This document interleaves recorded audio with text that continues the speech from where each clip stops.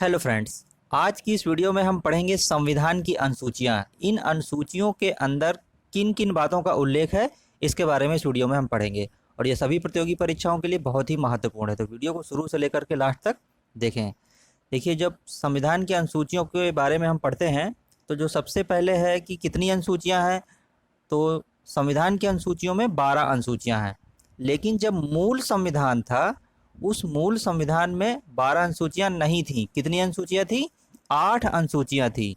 तो ये एक क्वेश्चन बन जाता है कि जो मूल संविधान था उसमें कितनी अनुसूचियाँ थीं। तो मूल संविधान में 8 अनुसूचियाँ थीं। इसके बाद 9वीं, 10वीं, 11वीं और 12वीं अनुसूचियों को जोड़ा गया। तो इनके बारे में थोड़ा सा देख लेते हैं। 9वीं, 10वीं, 11वीं और 12वीं अनुसूचियों को कब कब जोड़ा गया। तो जो 9वीं अनुसूची थी वो संविधान के प्रथम संशोधन के द्वारा, इसको याद रखिएगा, संविधान के प्रथम संशोधन के द्वारा कब जोड़ी गई? 1951 में। ठीक है। इसके बाद 10वीं अनुसूची, 10वीं अनुसूची 35वें संविधान संशोधन के द्वारा, 35वें संविधान संशोधन के द्वारा सन 1974 में जोड़ी गई थी। इसके बाद है 11वीं और 12वीं। तो जो 11वीं अनुसूची है, 11वीं अनुसूची वो सन 1992 में, सन 1992 में जोड़ी गई। और किस संविधान संशोधन के द्वारा? 73वें संविधान संशोधन के द्वारा। फिर इसके बाद आती है 12वीं अनुसूची। तो जो 12वीं अनुसूची है वो जोड़ी गई थी सन 1992 में और 74वें संविधान संशोधन के द्वारा। ठीक है। तो अब इसके बाद पढ़ते हैं अनुसूचियों के बारे में। प्रथम अनुसूची, प्रथम अनुसूची में देखिए किन बातों का उल्लेख है? राज्य तथा केंद्र शासित प्रदेशों का विस्तार से उल्लेख किया गया है। प्रथम अनुसूची में राज्य तथा केंद्र शासित प्रदेशों का विस्तार से उल्लेख किया गया है।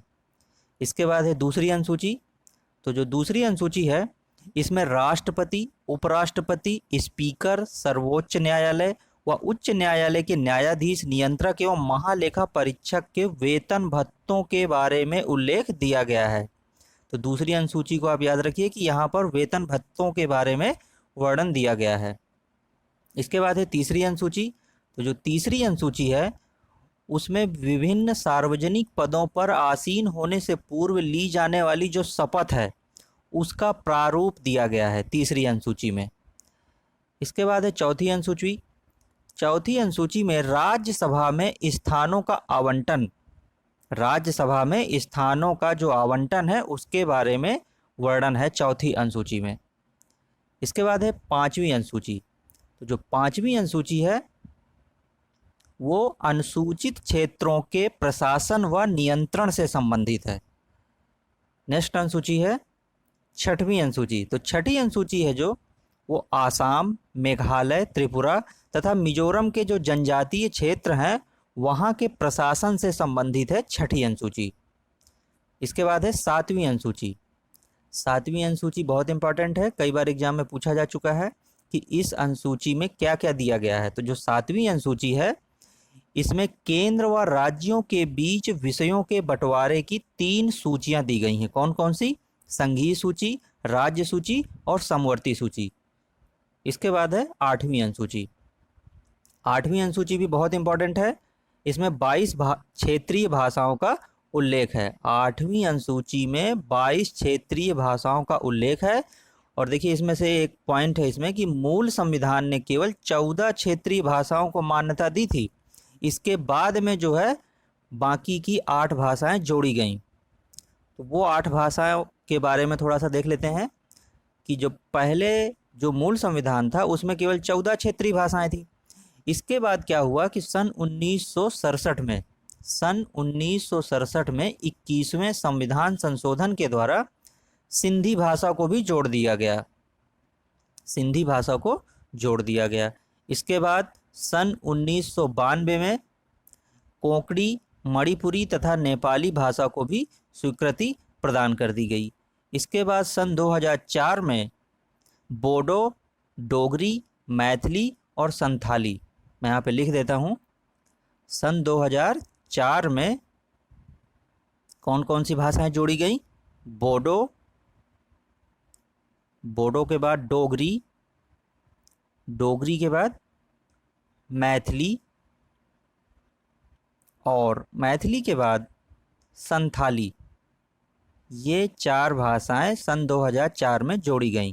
तो इस प्रकार से पहले 14 भाषाएं थी और फिर जुड़ते जुड़ते ये टोटल 22 भाषाएं हो गईं। तो 8वीं अनुसूची में 22 क्षेत्रीय भाषाओं का उल्लेख है।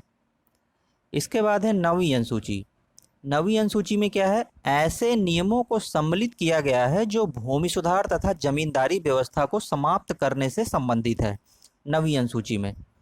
इसके बाद है 10वीं अनुसूची। 10वीं अनुसूची भी बहुत इंपॉर्टेंट है। इसमें दल बदल के आधार पर अयोग्यता के संबंध में उपबंध दिया गया है। अगर कोई भी सांसद या विधायक एक दल से दूसरे दल में चेंज कर लेता है, अपनी पार्टी को बदल लेता है, तो उसके बारे में यहाँ पे अयोग्यता के बारे में लिखा गया है, वर्णन दिया गया है 10वीं अनुसूची में। इसके बाद है 11वीं अनुसूची। 11वीं अनुसूची में पंचायतों की जो शक्तियां हैं, जैसे ग्राम पंचायत, नगर पंचायत, तो उनकी जो शक्तियां हैं, प्राधिकार हैं एवं उत्तरदायित्व के बारे में दिया गया है 11वीं अनुसूची में। इसके बाद है 12वीं अनुसूची। 12वीं अनुसूची में नगर पालिकाएं, जो ग्राम पंचायत और नगर पंचायत से बड़े जो शहर होते हैं वहाँ पे नगर पालिकाएं होती हैं, तो उन नगर पालिकाओं की शक्तियां, प्राधिकार एवं उत्तरदायित्व के बारे में 12वीं अनुसूची में दिया गया है। तो दोस्तों, आगे की वीडियो को प्राप्त करने के लिए चैनल को सब्सक्राइब कर लीजिए और बेल आइकन प्रेस कर लीजिए, जिससे आपको वीडियो का नोटिफिकेशन समय से प्राप्त हो जाए।